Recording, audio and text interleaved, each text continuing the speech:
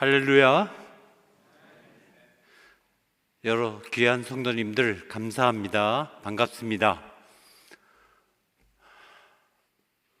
제가 이틀 전까지만 해도 열도 안 떨어지고 목소리도 나오질 않아서 과연 단에 설 수 있을까 걱정을 많이 했습니다. 근데 여기 올라서니까 목소리가 그래도 좀 나오네요.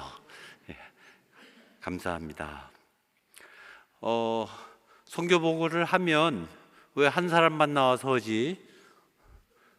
잘생긴 젊은 청년을 데리고 저렇게 나오는 건 처음 봤다 그러실 텐데 먼저 양해의 말씀을 드립니다. 제가 원래 선교 보고 혼자 하는데요.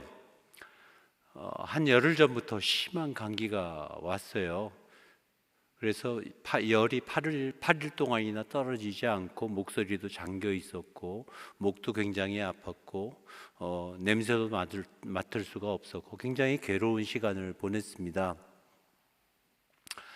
근데 지금은 이제 목소리도 조금은 열렸어요. 근데 아직까지 기침이 시도 때도 없이 나오는 바람에 기침이 나오면 제가 그걸 조절을 못하니까 그래서 너무 성도님들께 죄송해가지고 그래서 원고를 써가지고 우리 헤브론 병원의 서울 사무실 사단법인 위드 헤브론 일을 열심히 하는 진은경 사무국장인데 좀 와서 제가 다 못하니까 좀 많이 읽어주면 좋겠다. 헤브론에 대해서 많은 이해를 갖고 있고 실제로 헤브론 일을 하고 있는 사람이기 때문에 그래서 가능하리라 생각이 돼서 그래서 또 목사님께 이렇게 청을 드렸고 목사님께서 허락을 해주셔갖고 이렇게 성사가 되었습니다. 먼저 이 아름답고 좋은 교회, 은혜가 넘치는 주님의 교회에서 불러주셔서 감사합니다. 오늘 드리는 선교 보고는 캄보디아에 있는 헤브론 병원에 대한 이야기입니다. 성경 말씀이랑 같이 이렇게 비추어 가면서 이렇게 말씀을 드리려고 하는데 읽어주신 말씀 마가복음 6장 34절에서 44절 38절까지 읽었는데요. 거기에는 우리가 익히 알고 있는 오병이어의 기적의 놀라운 사건의 기록이 기록되어 있습니다. 오늘 저는 이 오병이어의 하나님의 기적의 역사를 선교사의 관점에서 그리고 우리의 순종과 헌신이라는 관점에서 살펴보려고 합니다. 먼저 잠시 기도드리겠습니다. 사랑의 아버지 주님의 은혜를 감사합니다.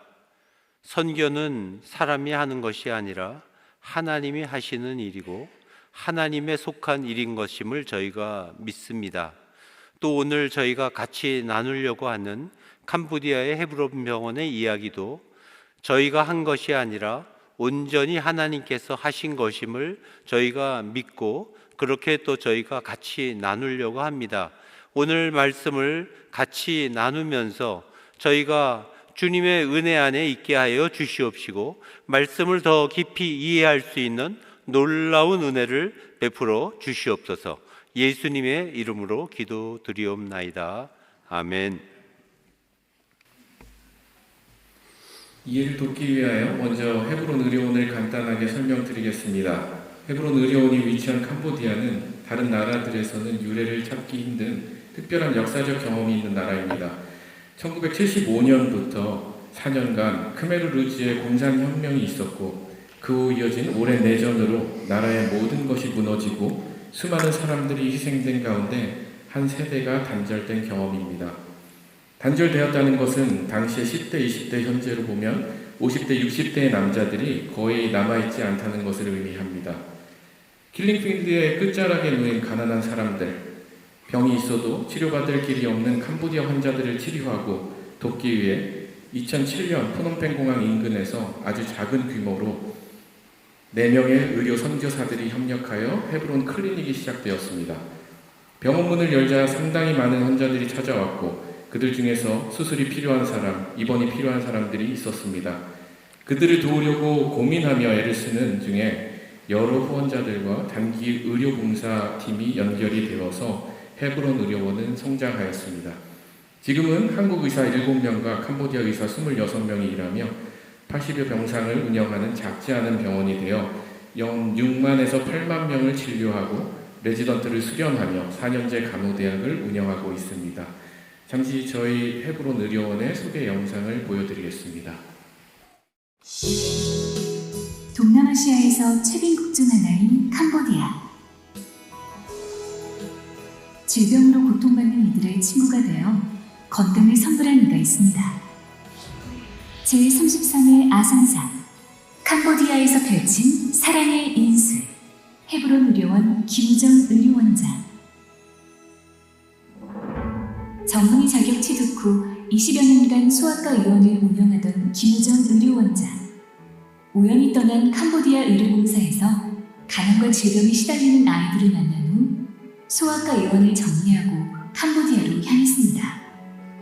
거기서 봤던 이제 아이들 그 눈은 그렇게 크고 이쁜데 얼굴 밑으로는 그 꾸정물 속에서 빨갛고 노는 그런 모습을 보면서 이런 아이들을 위해서 뭔가 할 수 있지 않을까.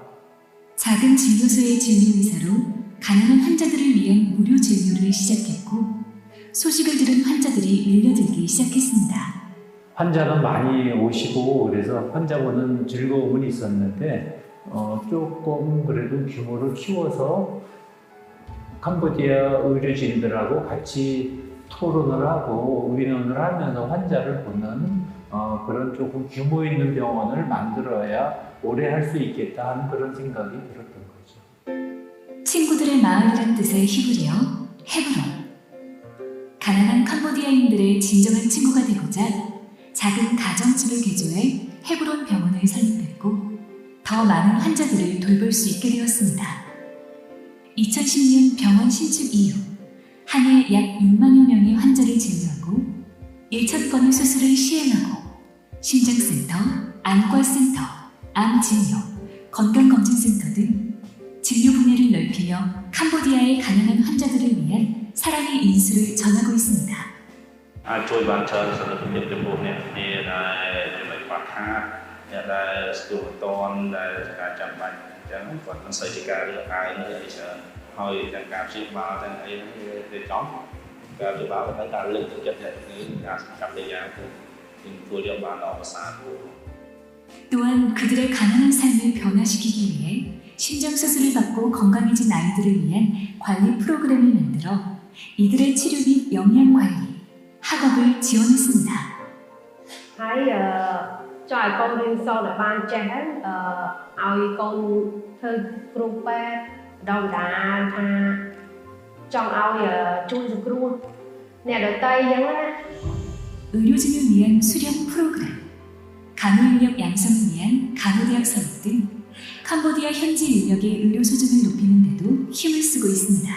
자체적으로 발전해 나갈 수 있는 그런 동력을 마련해서 스스로 커갈 수 있는 그런 병원으로 만들어 가려면 어떻게 해야 될까 그런 고민들을 많이 하고 있습니다. 의료 혜택을 받지 못했던 캄보디아 사람들에게 친구 같은 병원을 선물한 김우정 의료원장. ហើយអរគុណដែលបង្កើត Hebron ហើយផ្ដល់ឱកាសដល់ខ្ញុំក្នុងការរៀននៅទីនេះហើយផ្ដល់ឱកាសដល់ខ្ញុំក្នុងការជួយអ្នកជំងឺអរគុណលោកគ្រូជំរាបលា 낮은 자세로 조건 없는 봉사로 그가 캄보디아에 나눈 따뜻한 사랑은 오래도록 이어질 것입니다.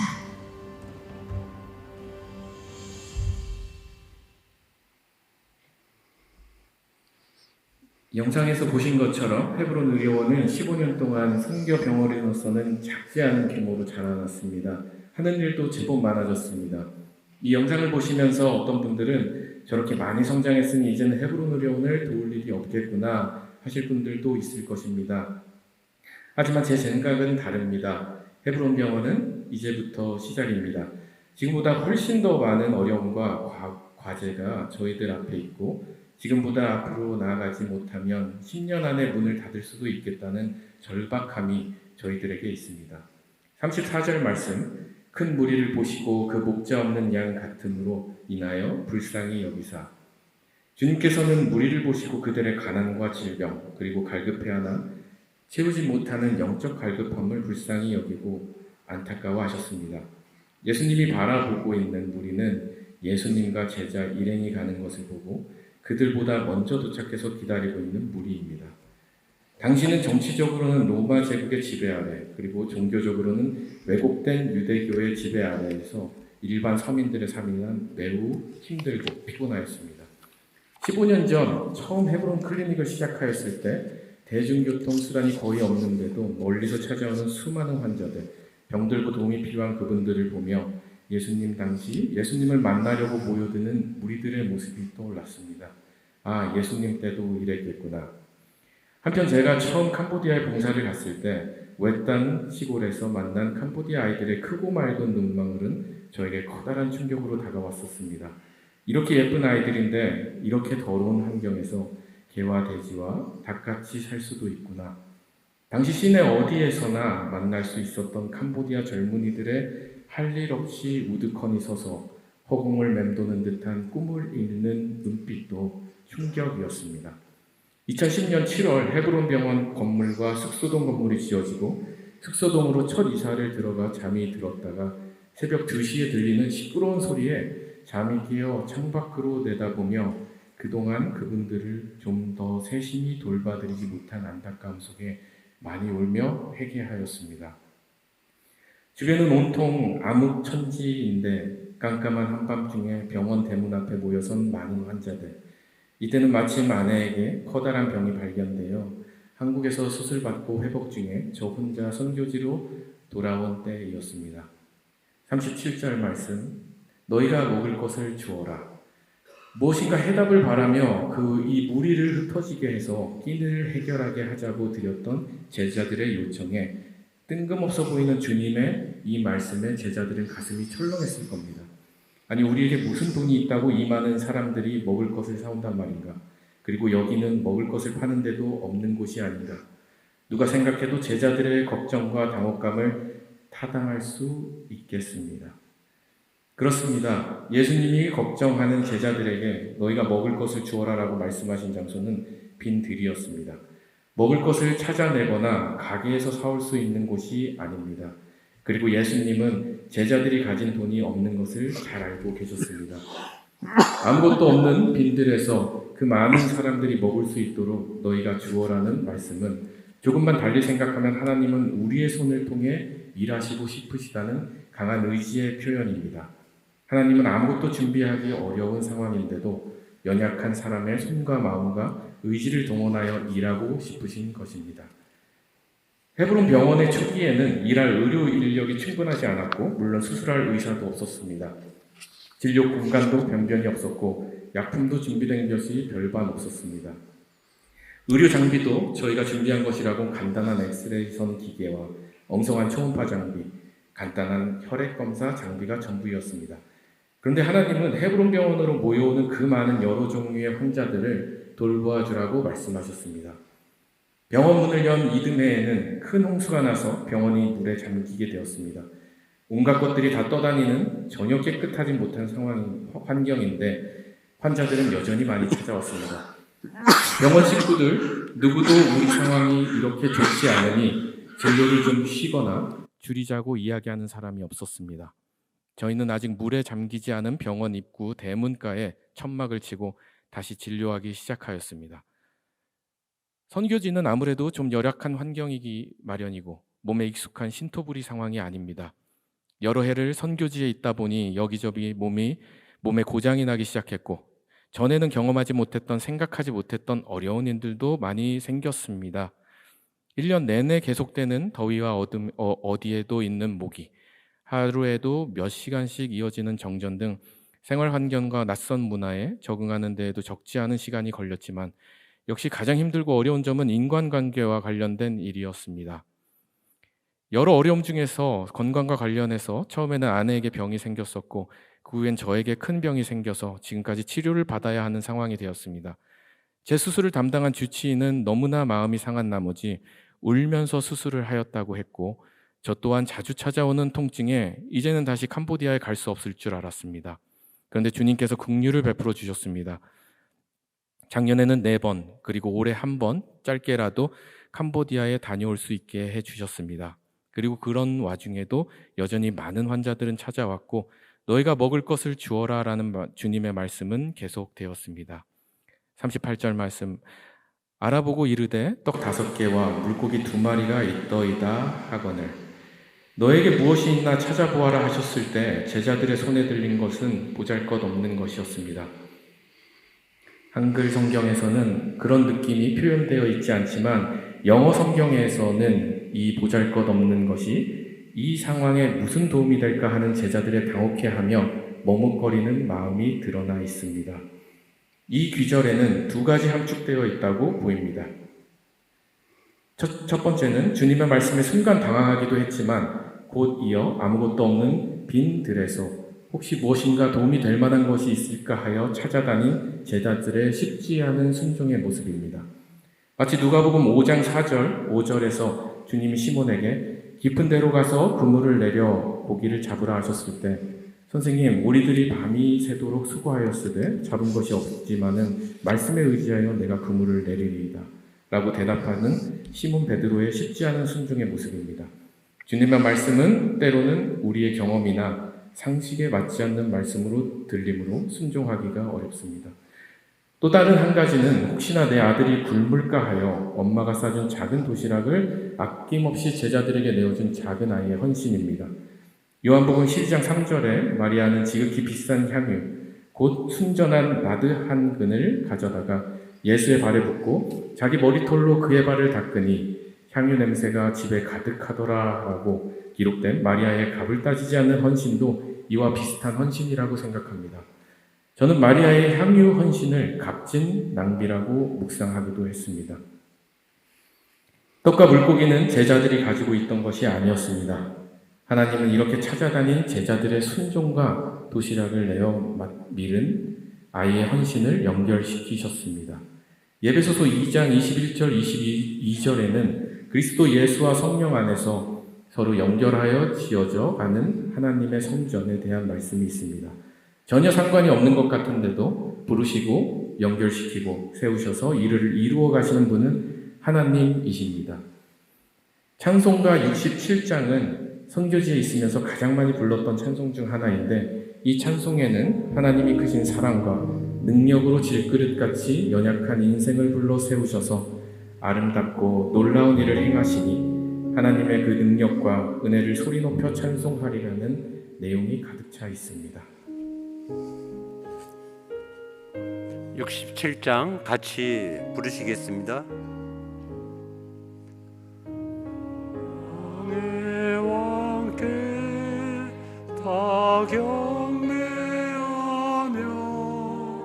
그 크신 사랑 늘 찬송하라. 예부터 영원히 참망패시 그 영광의 주를 다 찬송하라. 능력과 은혜 다 찬송하라. 그 옷은 피 그 집은 궁창 그 노래 소리로 주노하시고 폭풍의 날개로 달려가신다. 저 아름답고 놀라운 일이 가득하니까 다 주의 조화 그 임찬 명령에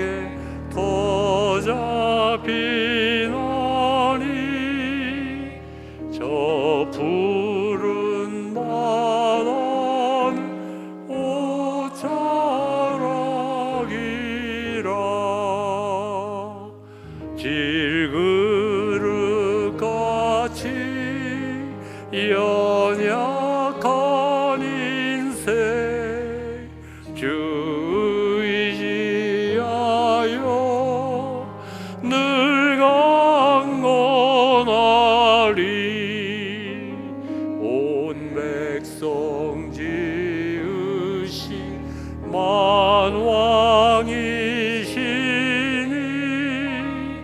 그 잠이 영원히 변함없어라.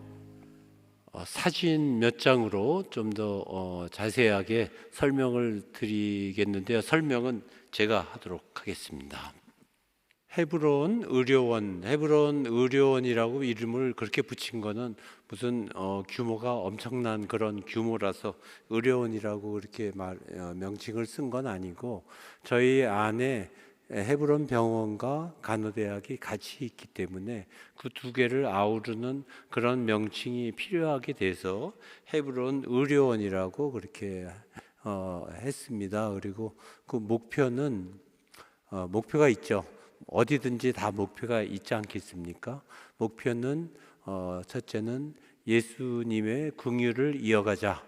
오늘 말씀에도 불쌍히 여기사 긍휼히 여기시는 예수님의 마음을 우리 헤브론 의료원에서 계속, 처음에도 그랬고 지금도 앞으로도 계속 잊지 말고 이어가야 되겠다. 이것이 우리의 정체성이다.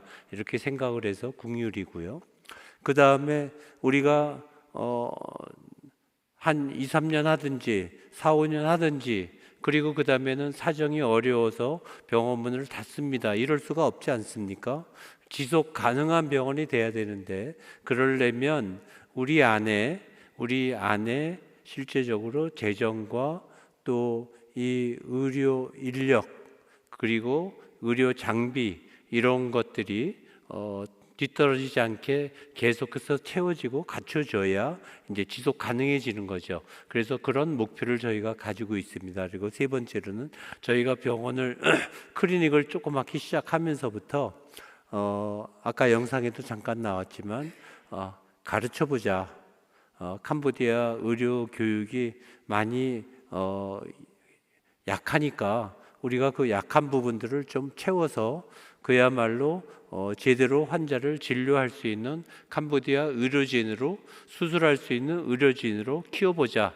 그래서 의료 인력 양성을 처음부터 저희가 생각을 했고, 지금까지 병원과 간호대학을 통해서 그런 계획들을 이루어 가고 있습니다.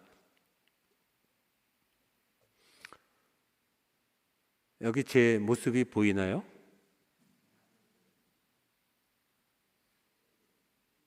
예, 제일 왼쪽 아래가 접니다.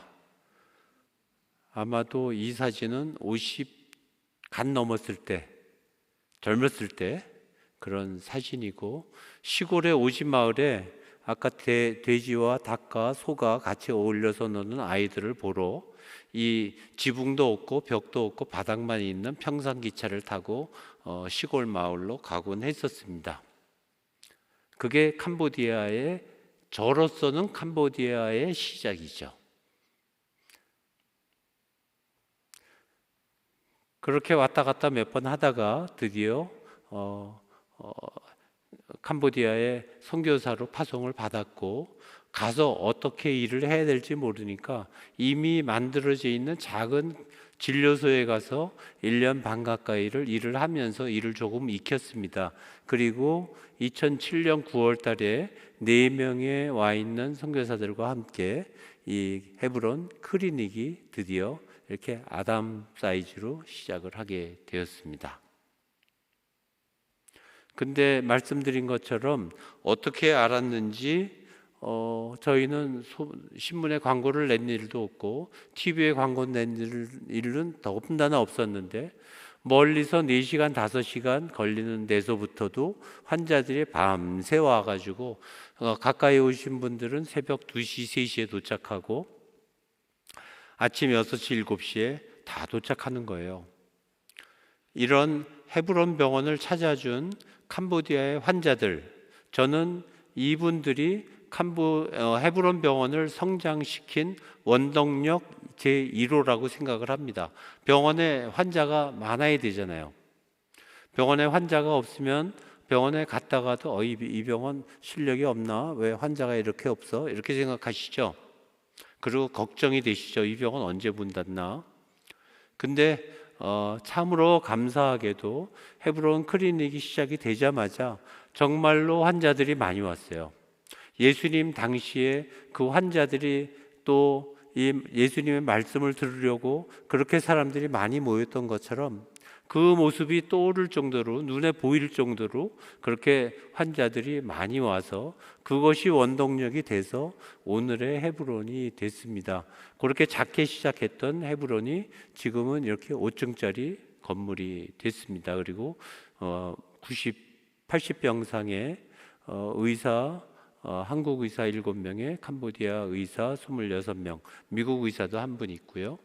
이렇게 해서 지금 현재 운영이 되어 가고 있습니다. 코로나를 거치면서 굉장히 어려운 시절도 있었어요. 그렇지만 잘 극복이 되었습니다. 병원 뒤편에 있는 간호대학이고요. 간호사들을 잘 양성을 하자. 그래서 이 간호대학은 특별히 전 과정을 영어로 강의하는 4년제 학사 영어 프로그램입니다. 캄보디아에서 유일하죠. 아마 한국에서도 영어로 수업하는 간호대학은 없을 것 같은데, 물론 할 필요가 없으니까 안 하는 거지만, 하여튼 캄보디아에서는 영어가 많이 통용이 되는 나라이기 때문에 영어가 아주 중요한 그런, 자기네 캄보디아 언어 빼고는 그 다음에 두 번째로 중요한 언어가 영어거든요. 영어로 교육을 하고 아주 우수한 인력들이 들어와서 잘 교육을 받고 있습니다. 올해 2023년 1월 2일 날 신년 예배를 드리고 처음에는 저희가 병원 시작할 때 전체 인구가 한국 사람 포함해서 14명이었는데 지금은 한국 선교사들 포함해서 130여 명으로 불어났어요. 물론 이 자리에 저는 없었습니다. 제가 처음에 캄보디아에 갔을 때는 저는 캄보디아가 어디에 있는 나라인지도 사실 잘 모르고 갔어요.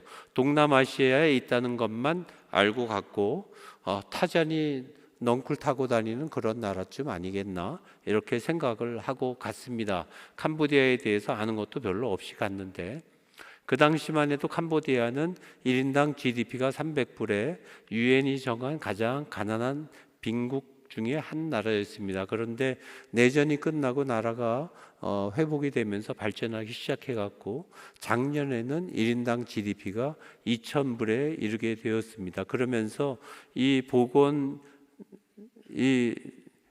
상황이 많이 바뀌었는데요. 약 20년 동안에 캄보디아의 보건 현황이 어떻게 바뀌었는가를 보여주는 그래프입니다. 처음에는 전염병 질환으로 인해서 밑에 있는 파란 선이 한국의 통계고요. 위에 있는 것이 까만 선이 캄보디아인데 왼쪽에 있는 것이 전염성 질환으로 인한 사망률입니다. 지금은 많이 감소했죠. 그리고 대신 비전염성 질환으로 인한 그런 사망률이 거의 한국 수준으로 증가하고 있는 것을 볼 수 있습니다. 처음엔 저희가 클리닉을 열었을 때 전염성 질환 치료에 주안점을 뒀었어요. 그렇지만 이렇게 상황이 바뀌면서 지금은 점차로 비전염성 질환, 만성 질환으로 옮겨가고 있습니다. 캄보디아는 20년 동안에 많이 변했고 발전도 했고 1인당 평균 수명이 55세에서 73세로 늘어났습니다.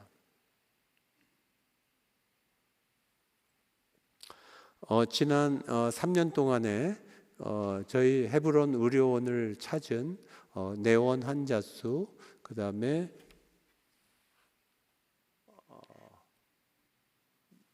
유료 환자 수, 무료 환자 수 이런 것을 보여주고 있는데 환자 수가 코로나로 인해서 주춤했다가 작년에는 대폭 다시 늘어났고 올해 또 다시 늘어나고 있는 추세입니다.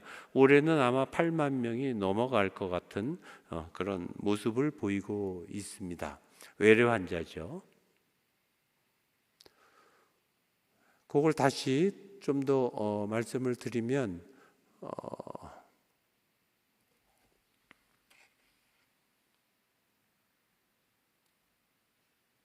작년 2022년도에 내원 환자 수가 7만 2천여 명 정도였고 그 중에 이제 지금은 저희가 지속 가능성을 생각하면서 일부 환자한테는 약간의 진료비를 받는 유료 환자 부분이 있습니다. 그 유료 환자가 40%, 무료 환자가 60%그 정도 비율로 지금 진료를 하고 있고요.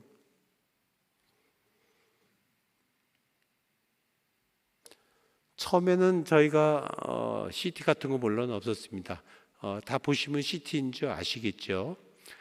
CT 같은 고급 기계 없었고 중고 기계라 하더라도 받기가 어려웠습니다. 왜냐하면 운반 설치비가 만만치 않게 들기 때문이었죠. 그러다가 한 7년쯤 지났을 때 저희가 드디어 한국에서 바라고 바라던 중고 CT 기계를 받았어요. 기계는 공짜로 받았는데 운반 설치 비용이 5천만 원이 들어갔습니다. 그리고 해마다 고장이 나서 고치는데 2천만 원, 3천만 원, 그리고 몇 달치 고장이 나서 서 있고, 이런 일이 반복이 되다가 드디어 2년 전에 큰맘 먹고 새 기계를 사게 되었습니다. 이제는 이런 중고 기계 가지고 우리가 승부를 걸 수 없겠다 생각을 하고 새 기계를 샀는데 감사하게 잘 설치를 해서 사용을 하고 있습니다. 검사 장비도, 혈액 검사 장비도 종류가 많잖아요. 처음에는 아주 간단한 것밖에 없었는데 점점 복잡해지고 점점 수동에서 반자동으로 자동으로 이렇게 넘어가고 있습니다. 자동으로 된 혈액 화학 검사 장비고요. 이거는 호르몬을 측정하는 호르몬 측정 장비입니다. 캄보디아에는 유별나게 이 요로결석 환자가 많고요. 요로결석 환자가 많고 당뇨병 환자가 관리가 잘 안 되는 바람에 콩팥이 일찍 망가지는 그런 환자분들이 많이 있습니다. 콩팥이 일찍 망가지면 어떻게 해야 되냐면 이 혈액 투석을 하는 수밖에 없죠. 캄보디아는 아직 법적으로 콩팥 이식이 법적으로 허용이 안 되고 있고 아직까지 한 번도 공식적으로 이루어진 일이 없습니다. 그러다 보니까 혈액 투석을 받아야 되는 사람이 줄잡아 10,000명이 넘어가는데 혈액 투석을 받을 수 있는 시설은 저희를 포함해서 3군데밖에 없어요. 3군데에서 해결할 수 있는 혈액 투석 환자는 300명 뿐입니다. 저희가 한 100여 명하고 3분의 1을 하는 거죠. 이것도 굉장히 어렵고 비용도 많이 들어가고 위험성도 있는 일이지만 캄보디아에 꼭 필요한 일이라서 3년 전에 이 혈액 투석실을 시작을 했습니다.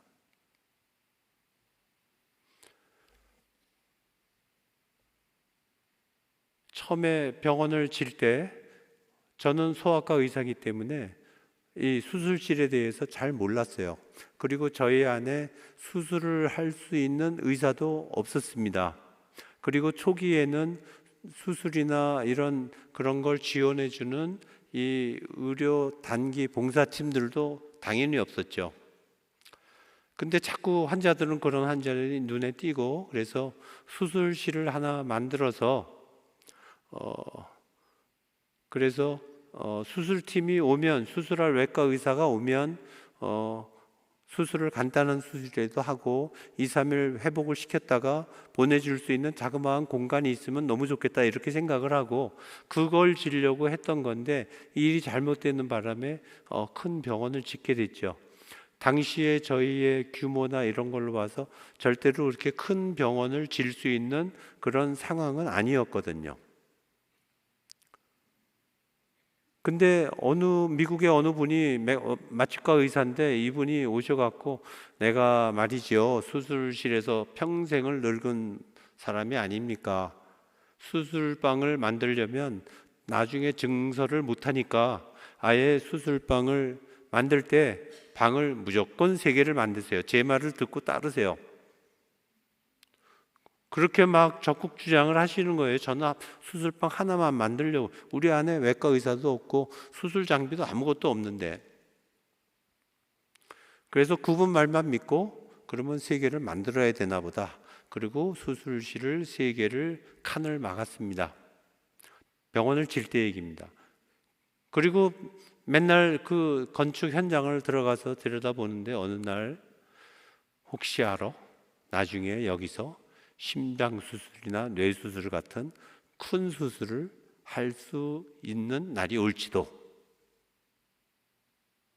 정말로 저희한테는 어울리지 않는 그런 생각이었어요. 그래서 이거 하나 크게 만들어야 되겠다. 하나 크게 만듭시다. 그래갖고 벽 다 싼 거를 헐고 가운데 2번 방을 크게 만들었어요. 그 후에 5년 후에 심장 수술이 이 크게 확장이 된 이 2번 방 수술방에서 심장 수술이 실제로 이루어졌고 지금까지 한 440명의 심장 환자가 여기서 심장 수술을 받았습니다. 심장 수술은 이게 심장 수술하는 사실인데요. 기계가 많이 들어가야 돼요. 일반 수술보다. 그리고 사람도 많이 들어가야 되고 보통 수술에 2배 정도는 인원과 장비가 필요합니다. 그러니까 방이 커야 되는 거예요. 그리고 이머전시도 많이 생길 수 있으니까 여유 공간도 있어야 되고 하나님의 인도하심이 참으로 놀랍습니다.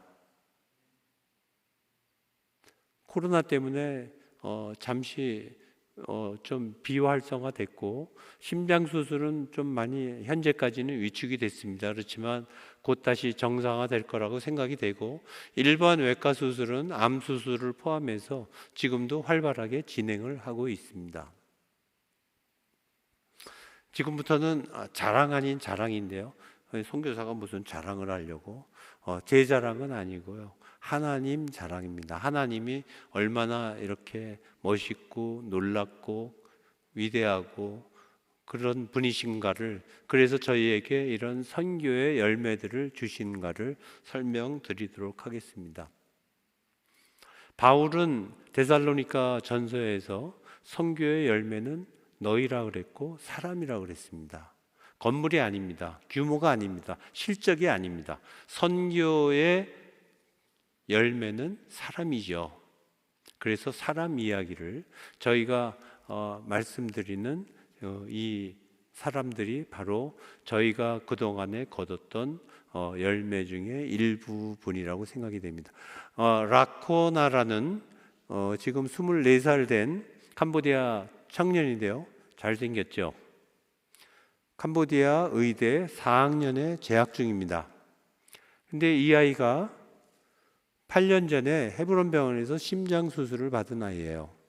시골에 무지무지하게 가난한 집 아이였습니다. 심장 수술을 받을 여유도 물론 없었고 의대에 갈 수 있는 형편도 전혀 아니에요.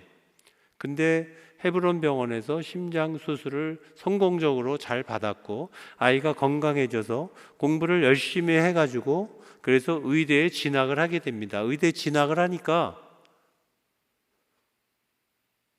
이 소문을 들은 저희가 심장 수술을 받은 아이들은 CAP라 그래서 케어 애프터 프로그램이라 그래서 심장 수술 후 관리 프로그램을 진행하거든요.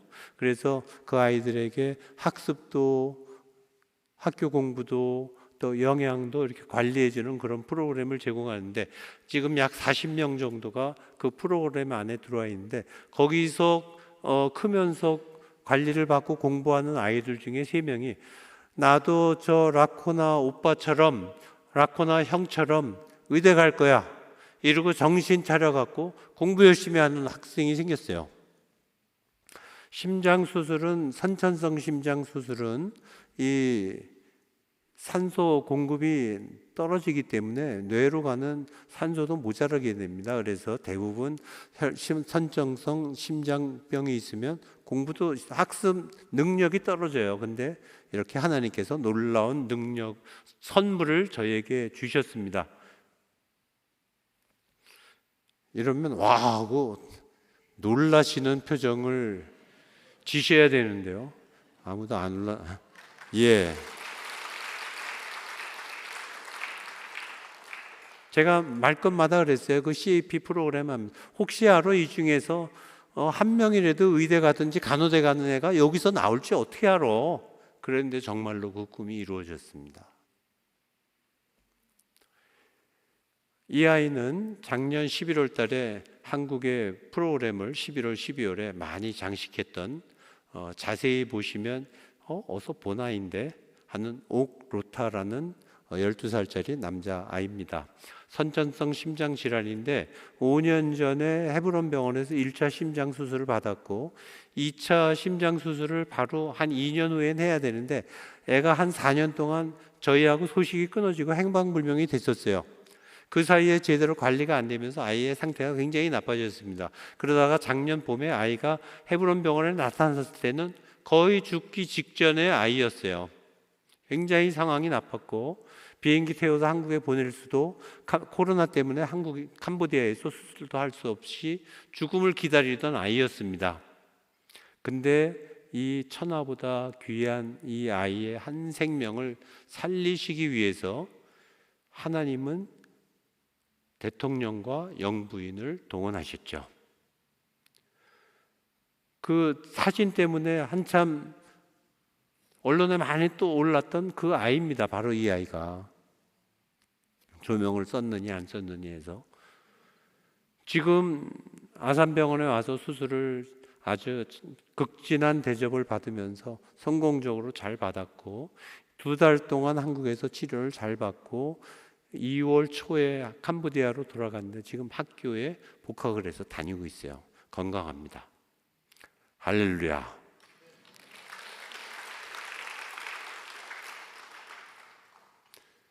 제 왼편에 있는 스레일레아라는 닥터 스레일레아라는 여자 의사인데 의대 8년을 시골의 가난한 전도사 딸이었는데 공부를 잘한다고 그리고 의대에 진학을 했다는 소식을 듣고 저희가 등록금을 지원을 했습니다. 8년 동안 지원을 했고 그 다음에 의대가 끝난 다음에 저희 헤브론 병원에서 하는 이 레지던트 프로그램에 들어왔어요. 그래서 3년 동안 가정의학과 레지던트 프로그램을 성실하게 잘 이술했고 그리고 또 한국에 와서 2달 동안 이 혈액투석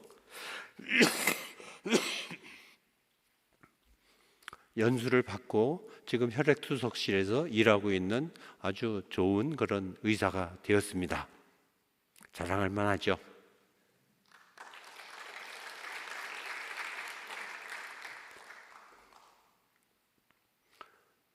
간호대 학생들이 집단 세례식을 받는 그런 사진입니다. 작년 5월 달이었는데요. 제가 코로나 때문에 그리고 질병 때문에 캄보디아에 가고자 했지만 2년 6개월 동안 못 갔었어요.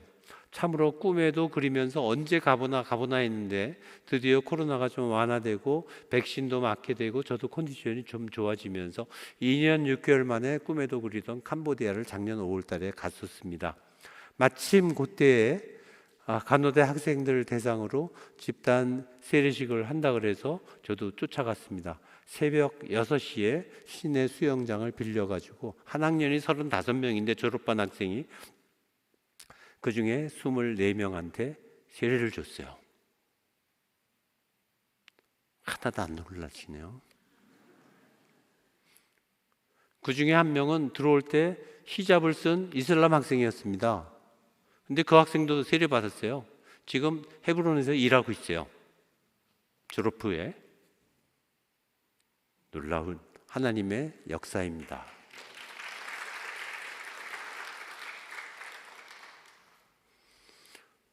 처음에 병원을 짓고 그 다음에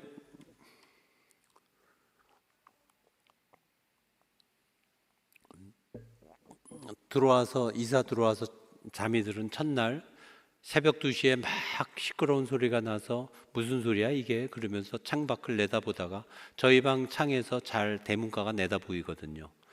깜깜한데 사방이 다 깜깜한데 한 40-50명의 환자들이 대문가에만 불이 하나가 켜 있었어요. 거기에 모여서 그냥 왁자지껄 떠드는 거예요.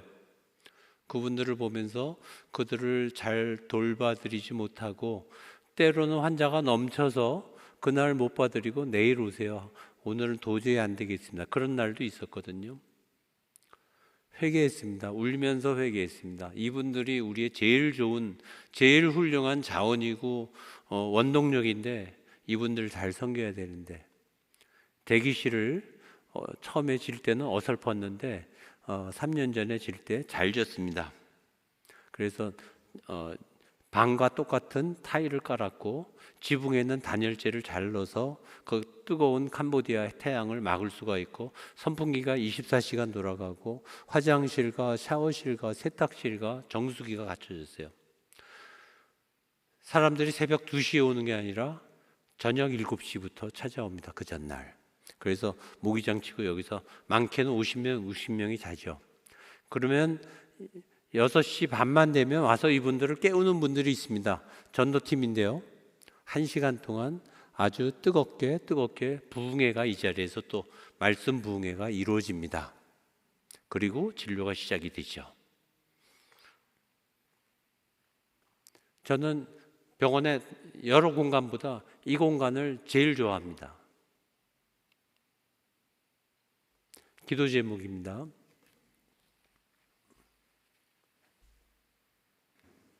의료 선교사와 의료 장비의 진료 역량 강화가 당연히 저희의 기도 제목이고요. 목표이기도 하지만 기도 제목이기도 합니다. 주님 주시는 긍휼의 마음, 불쌍히 여기는 긍휼히 여기는 마음이 우리의 정체성이고 우리가 이거 흔들리면 안 되기 때문에 꼭 이걸 같이 가져가야 된다고 생각하고 기도하고 있습니다.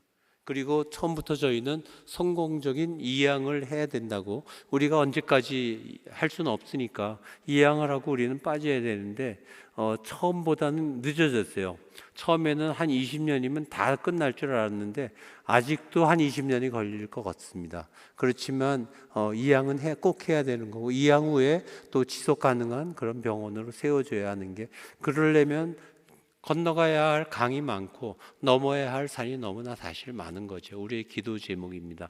그리고 올해 하반기 아마도 7월이 될 것 같은데 심혈관 촬영기가 새로 도입이 됩니다.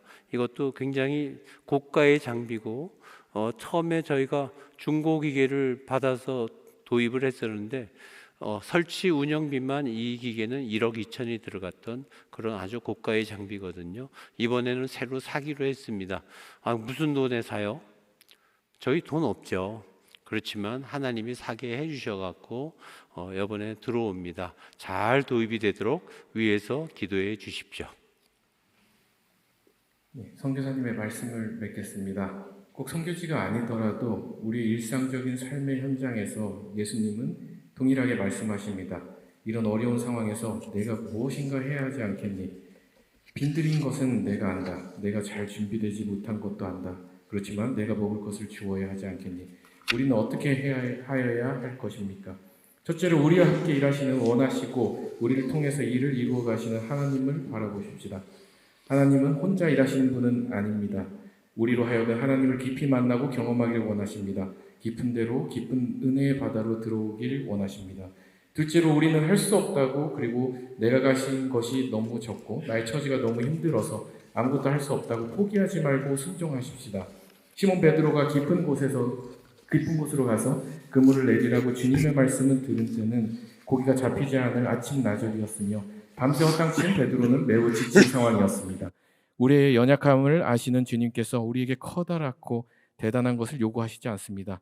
열심히 나와 우리의 주변을 살펴보십시다. 보잘것없이 보이는 보리떡과 작은 생선을 찾을 수 있는 것이고 연결시키는 하나님의 손길을 느낄 수 있을 것입니다. 셋째로 우리가 가진 작은 것 또는 찾아낸 작은 것을 모두 주님께 드리십시다. 이런 어려운 상황에 나 혼자 먹기에는 부족한데 이것을 모두 드리면 나는 어떻게 되나 걱정하지 말고 예수님께 드리십시다. 이때 하나님은 일하십니다. 기적을 일으키십니다. 내가 드리는 아주 작은 것을 크게 만드셔서 모든 사람이 풍족하게 먹고도 남게 하실 것입니다. 이 시간 나를 통해서 일하시기를 원하시는 우리 주님께 나는 내가 가진 무엇을 드릴 것인지 기도하기를 원합니다. 기도하시겠습니다. 사랑의 아버지, 주님의 은혜를 감사합니다. 아버지께서 시작하셨고 또 아버지의 종들을, 주의 종들을 이곳저곳에서 불러 세우시고 모으셔서 아버지의 일을 하게 하시며 아버지의 기적의 역사를 경험할 수 있도록 인도하여 주셔서 감사합니다. 아버지 하나님, 오늘 말씀에 저희 모두가 은혜를 받으며 참으로 내가 가진 주님께서 주신 이 귀한 것을 내가 어떻게 순종하며 헌신할까 저희가 다짐하는 이 시간 되게 하여 주시옵소서. 예수님의 이름으로 기도드리옵나이다. 아멘.